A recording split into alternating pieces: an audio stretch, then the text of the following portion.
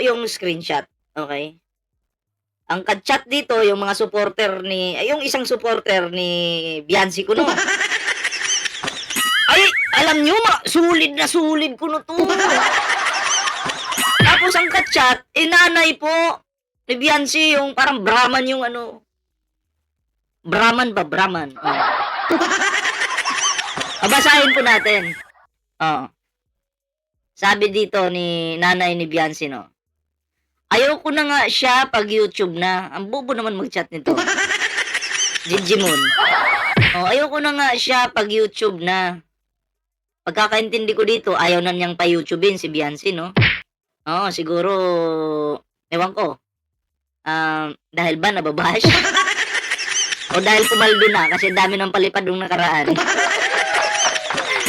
Ito naman sabi nung, supporter nila mga pre 'no, supporter ko nila, "Alam mo ba, di kami makatulog ng mga sulid." Ah!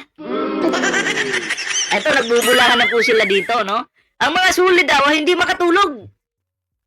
Nababaliw yata. O baka nag-a-addict yung mga sulid. Oh. Ito pa sabi ni nanay ni Biancy mga pre, "Hindi ako." Bobo talaga mag-type 'tong nanay ni Biancy ano. Oh, "Hindi ako ni Doc sa live niya." Hide. Bobo pa sa spelling ano. Nide yung nakalagay. Hide dapat yan, eh. Oh, "Hide ako ni Doc sa live niya." So, siya yung hinide ni Dr. Love sa live niya. "Hide ako ni Doc sa live niya.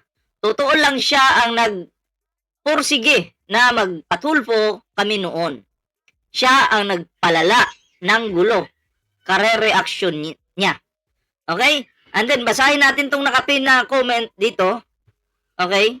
Sabi ni Rosalie Mendoza, "Bakit ngayon nasabihan niyang si Doc Lat ang may sulsol na magpatulfo? Bakit noon ang sabi mo, Aling Hansel, may sarili kayong pag-iisip na walang nagsulsol? Sinungaling ka din, Hansel, makapal mukha mo. Bukod sa maitim yung muka, makapal pa." Makapal, totoo. Halata naman yung pagkasinungaling sa nanay ni Biancy, no? Nanay at anak, baka napasa sa anak yung ano no, yung unang-una yung kakapalan ng mukha.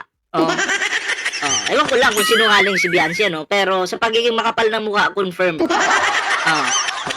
Kasi kung sinabi pala ng nanay ni Biancy noon na kumbaga sila yung utak talaga sa pagpapatulfo, no? Bakit nabago dito ngayon, 'di ba? Pero ako'y naniniwala na bukod kay Dr. Love mga pre, no? Kasi sabi dito si Dr. Love daw yung nag-push. Bukod kay Dr. Love, hindi ako maniniwala na si Dr. Love lang yung nag-ano niyan.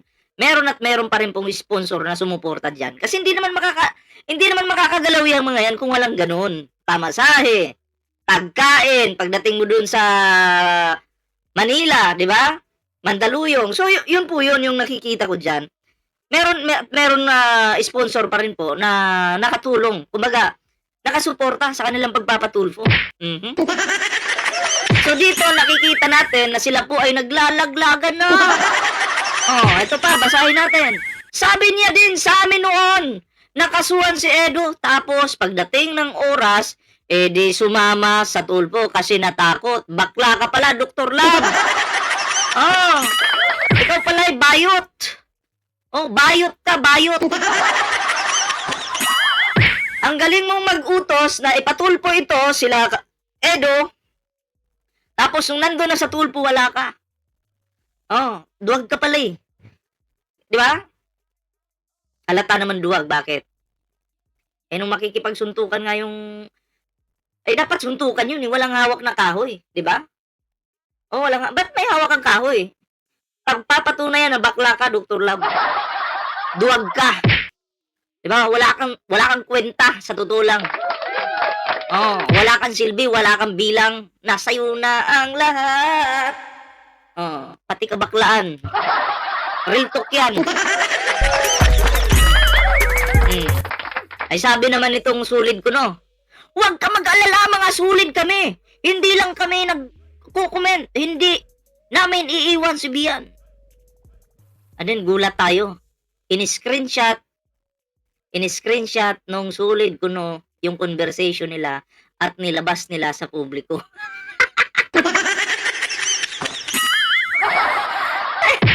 Ayan, nilabas nila sa publiko. Eh, nauto na naman yung nanay ni Biancy.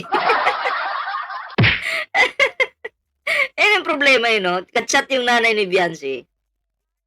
And then, magulat tayo, yung screenshot, nilabas nila sa publiko. Ay, nako. Pinablik po nila, mga pre. Ang tibay, di ba? Nakakatawa at nakakahiya. Sa totoo lang. Ako na yung natawa sa sarili ko.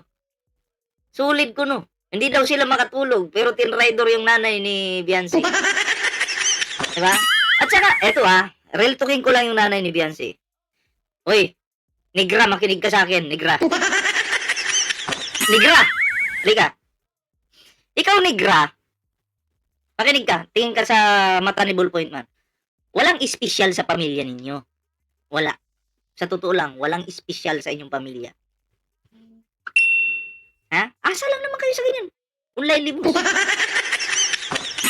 Na pinapalamon lang kayo ng sponsor. Oh. Eto, real talk to, huwag kang masasakpan, Negra, ha?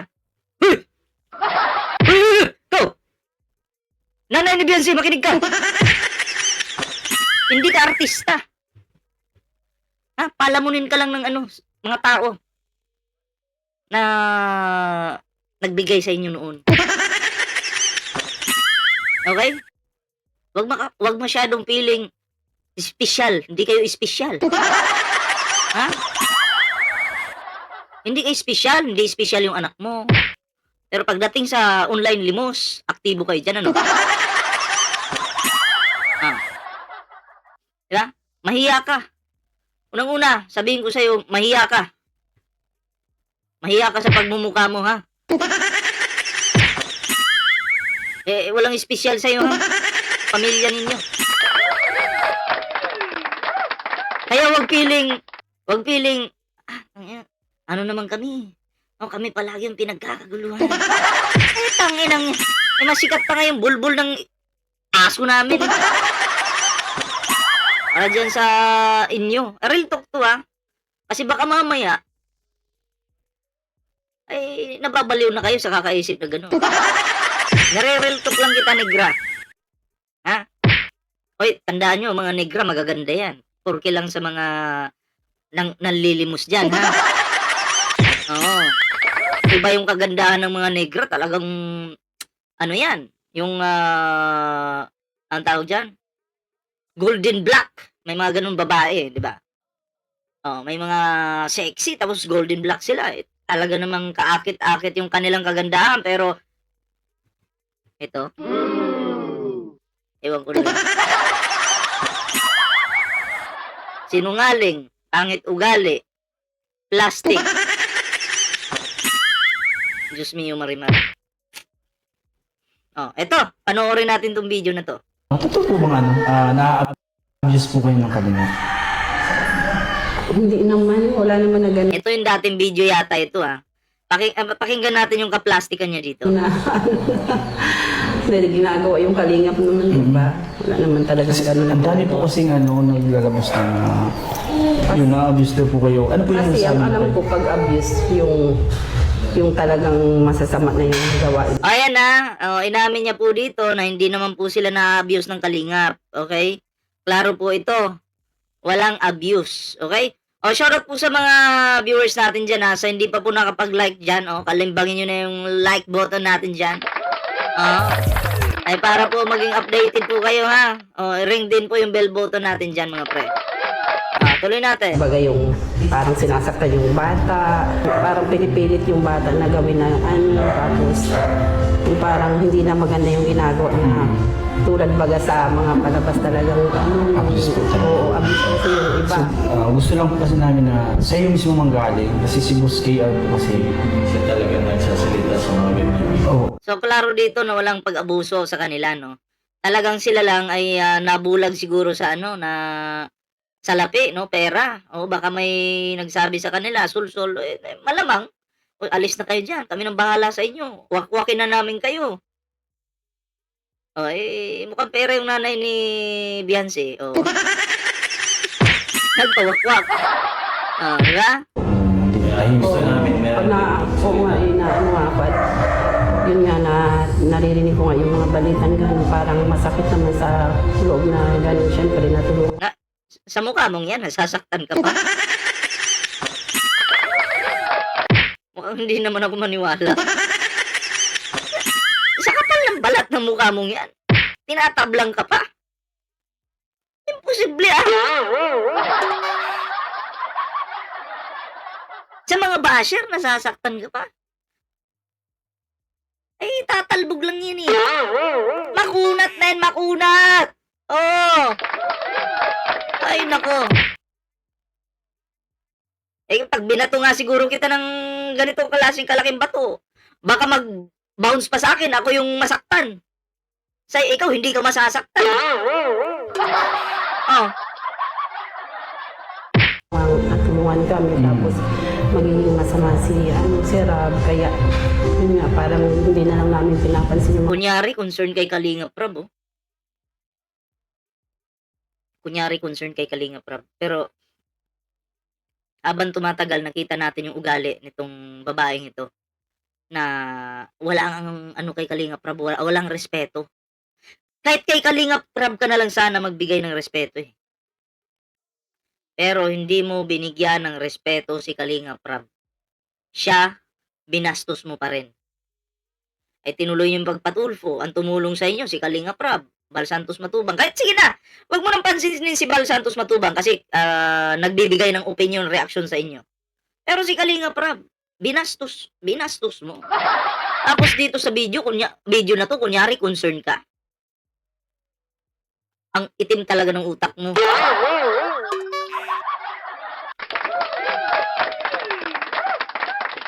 Hindi ka na nahiya.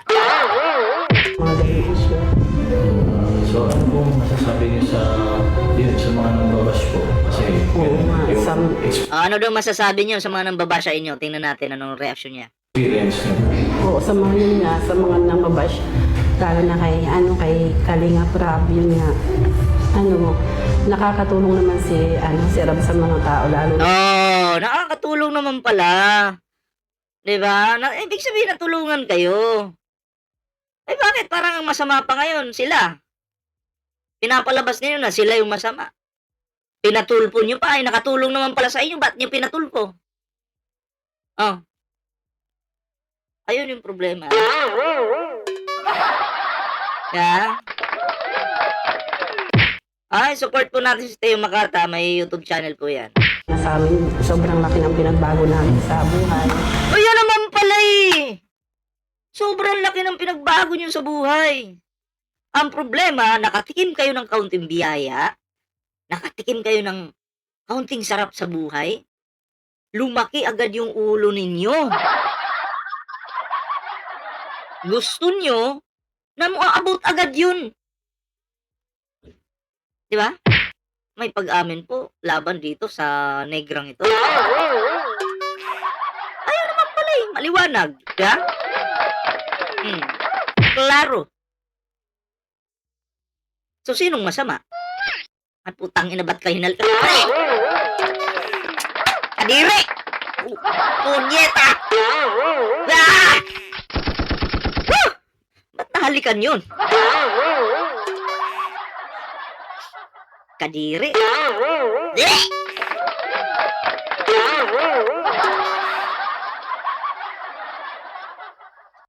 Oh.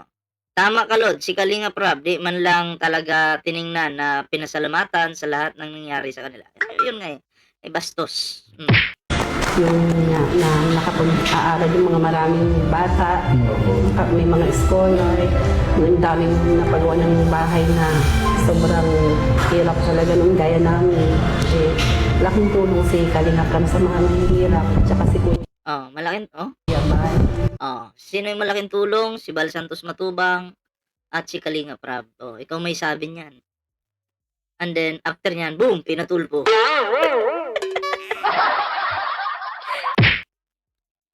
Uy! Itong nanay ni Biancy, makinig ka nga sa akin. Bobo ka ba?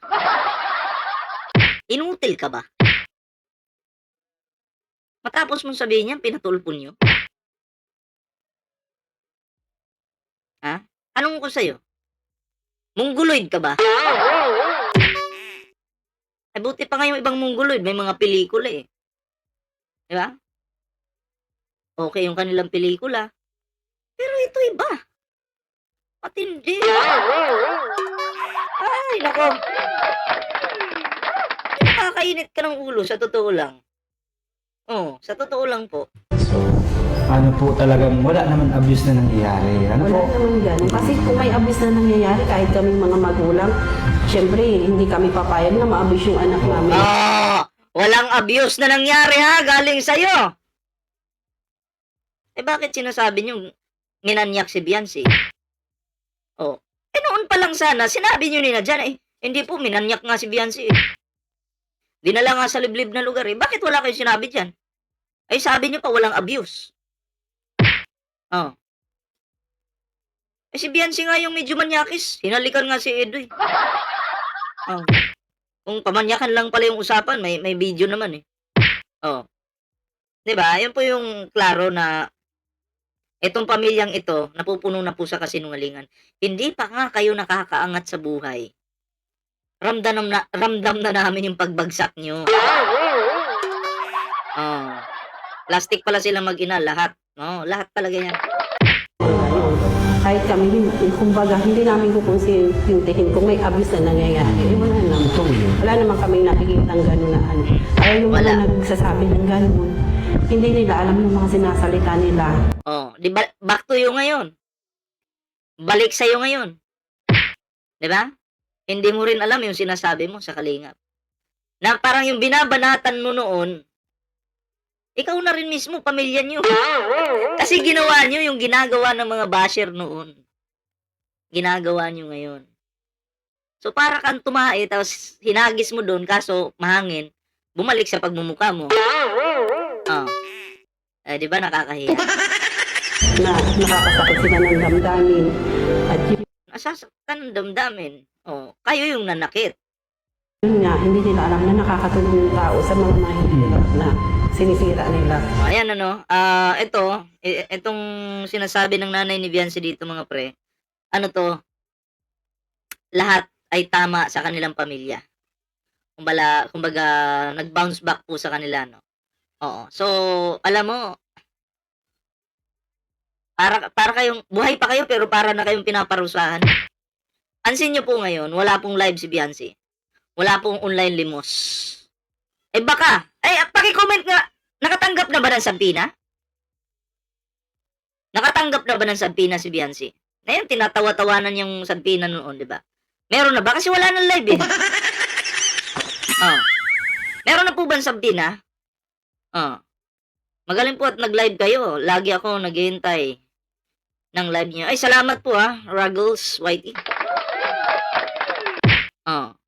Sorry po, good night po. May work bukas. Maaga po, God bless. So, salamat po Agnes Kobayashi, salamat po sa pagbisita sa ating live.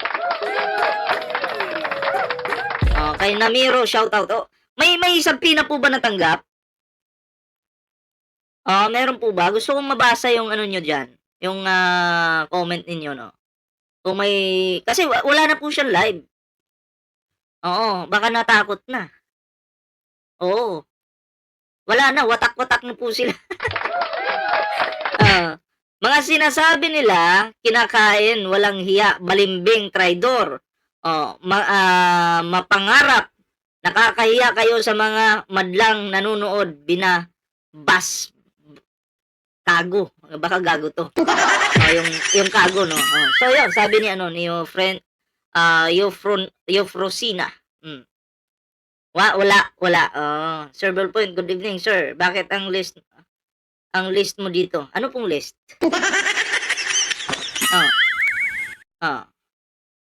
Sabi ni Ballpoint man, ang pogi mo naman.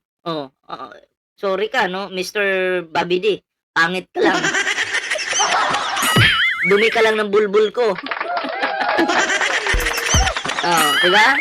Shoutout po sa inyo dyan Normal Biso. Ayan, salamat po sa pag-like Pero nireklamo ni Pisot, wala pa daw pin yang si TQ. Wala pang pin. Anong nangyari doon sa isa niyang channel? Doon sa, yung luma niya. Oh. So, ayan, bago tayo mag-move sa next topic po natin mga pre, Ayan kung bago pa lang dito, huwag kalimutang mag-like, share, subscribe para naman po maging updated po kayo sa mga uploads po natin. Ayan kompleto po yan mga pre, may ano po tayo dyan, may TikTok, may Facebook, ayan, kompleto po yan. Alright!